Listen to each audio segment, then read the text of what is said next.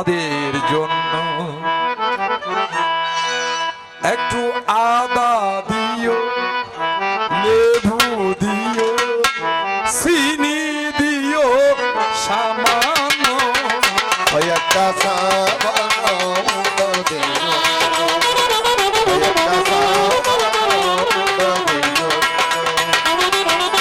আদা দিও, লেবু দিও, ওরে চিনি দিও সামান্য, ওই একটা সামান্য তোদের জন্য, ওই একটা সামান্য সত্যবতীর জন্য। মহামায়া এবার আমি একটু বক্তের জন্য জানতে চাই, ইতিহাসটা গড় বড় লরিন্দ পারেনি, ইতিহাস হতো রংসা কি হতো, দুঃসা হতো না, দুঃসা দিতে হতো না। রাধেশ্যাম, আমরা জানি আপনারা দুর্গা পুজো গেলে দেখবেন আমার মা দুর্গা দেবীর বাহন কি সিংহ, মানে সিংহ দিয়েছেন কে? তোমার পিতা পর্বত রাজা।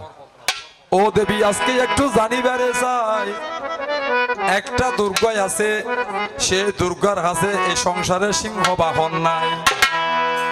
আরো একটা দুর্গাই আছে, তারও হাতে ব্যাঘ্র বাহন রয়। উগ্র দুর্গা আছে দিবে তো বাঘ বাহন, আর গো দুর্গা আছে যে এবার বাহন হয়েছে গাবি গরু, অত গে গরু। এখন তোমার কাছে জানার জন্য মনেরই বাসনা, গাবি বাহন দুর্গা দেবী কোন দুর্গা হয়? ওরে কোন জায়গাতে সৃষ্টি হইল মন্দির হোতায় দিও ফরিছে। হরি বল হরি বল হরি বল হরি বল হরি বল হরি বল হরি বল। অর্থাৎ বাঘর গান লাগতো না, সিংহর গানও লাগতো না। আর দুর্গার মধ্যে দেখুন না কন্যাবাড়ি ক্যালেন্ডার ছবি আছে, ওগো দুর্গা আছে দিবে বাহন হইছে গাবি গাবি, অর্থাৎ গাই গরু, গাবি গরু।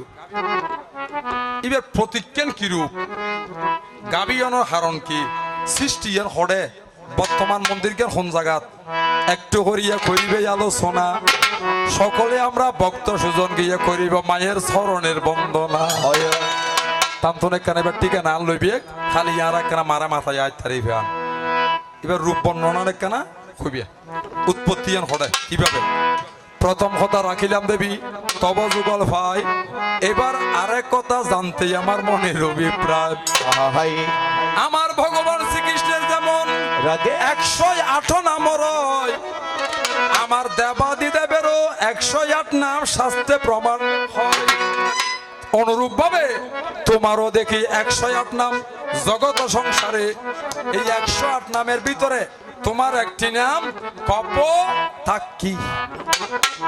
দুর্গার একটা নাম হয়েছে কপোতাক্ষী, ফাইভাগ করে এই 108 নামের ভিতরে। এখন তোমার কাছে জানিবারে চাই, এই কপোতাক্ষীর ফুজুয়া এ সংসারে কোনজনে হরি দিল? ওরে সর্বপ্রথম কপোতাক্ষীর কোথায় পূজা হয়? ওরে হয় দয়া করে ম্যাডাম সুন্দরী দিও ফরিস।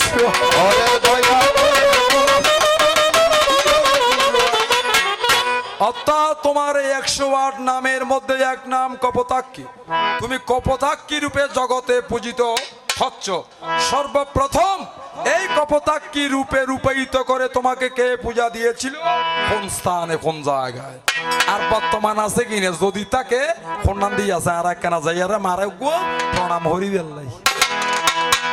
এই আবার ফুরান হতা তো বহুত দিন হইলিয়া ওই জগতের বসত আলা আমি মূল্যার পাতি নেই মনে রাইস নতুন কথা হই না রে না যে হই না যার ঘরত গাই গরু নাই তার তো দেশের দই। ওরে যার ঘর গাই গরু নাই তার দেশের দই। ওরে পুরান হতা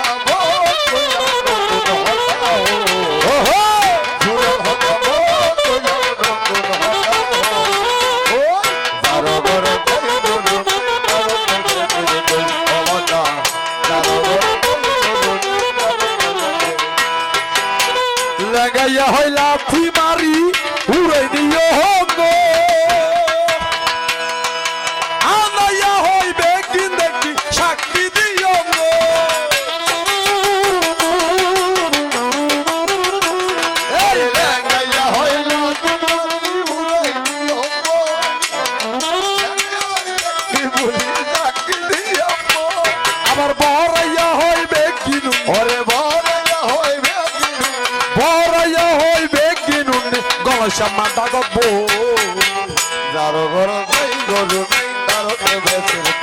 টঙ্গি যার ঘর এই গরু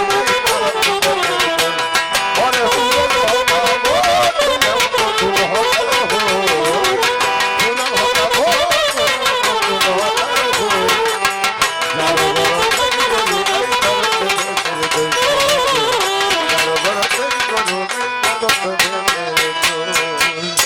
তাহাই আমার দেবী রে, এই পর্যন্ত ভক্তের জন্য তোমার কাছে দুটি নিবেদন রেখেই এবার আমি বিদায় নিয়ে যাই।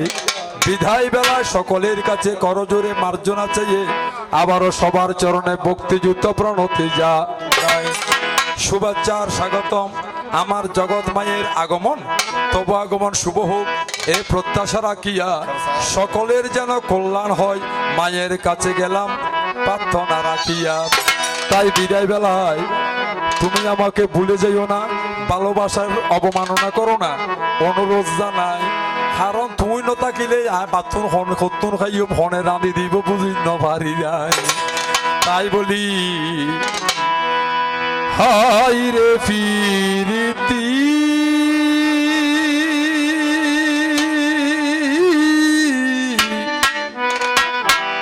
আমি বুঝলাম না হরিতি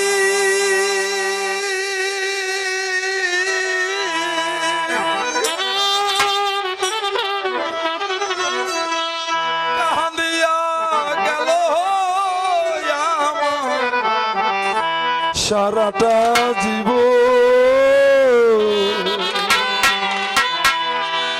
ও প্রেয়সিনী, তোমার সাথে হবে কি মিলন আমার বন্ধুর সাথে হইল ওরে হাই ফিরতি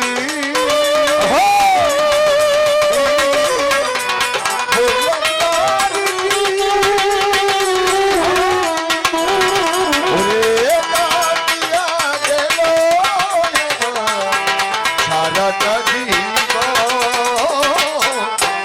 বন্ধুর সাথে হইল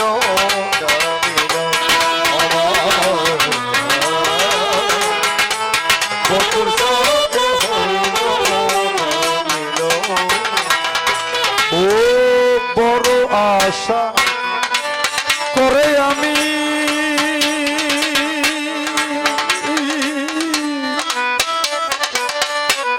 বেঁধেছিলাম গো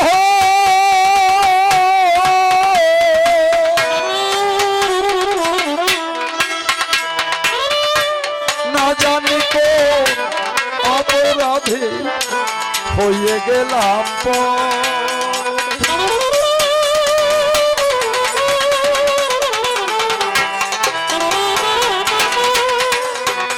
ওরে বড় আশা করে আমি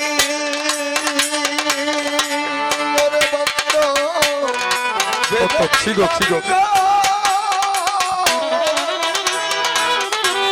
না জানি কোন অপরাধে বন্ধু হইল আমার বন্ধু হারা তোরা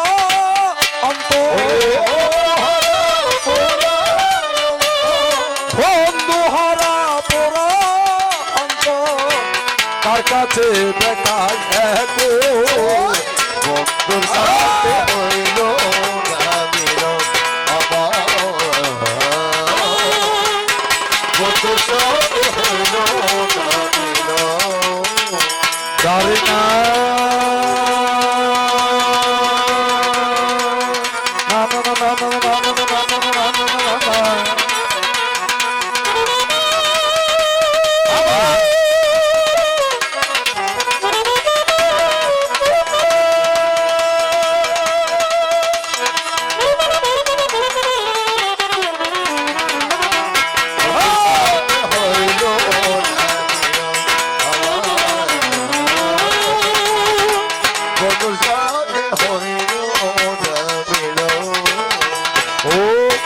যে জ্বালা এই বুকের ভিতর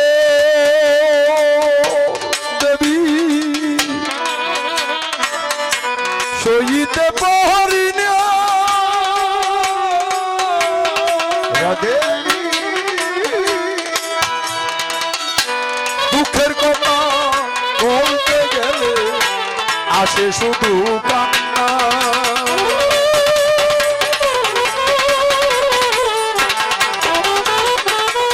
আমার হৃদয় ভরা যে বেদনা ওরে হৃদয় ভরা যে বেদনা, হৃদয় ভরা যে বেদনা তার কাছে দেখায় চোখের সামনে হইল না মিলন